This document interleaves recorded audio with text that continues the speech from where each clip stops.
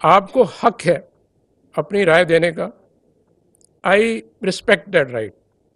As a soldier I am ready to protect that right to the extent possible.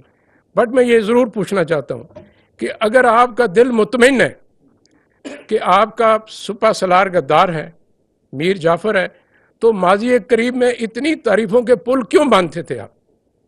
اگر آپ سمجھتے ہیں کہ آپ کا سپہ سالار غدار ہے، میر جعفر ہے، تو اس کی مدت ملازمت میں اتنی توسیع کیوں دے رہے ہیں؟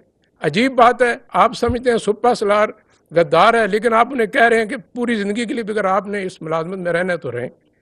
اور اگر وہ واقعی آپ کی نظر میں غدار ہے، آپ کی سوچ میں غدار ہے، تو پھر آج بھی ان سے پس پردہ کیوں ملتے ہیں؟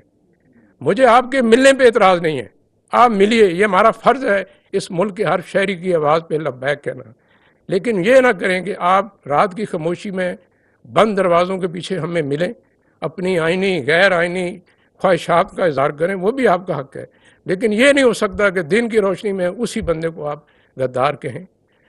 آپ کی قول و فعل میں، فکر و تدبر میں اتنا کھلا، اتنا بڑا تضاد ٹھیک نہیں.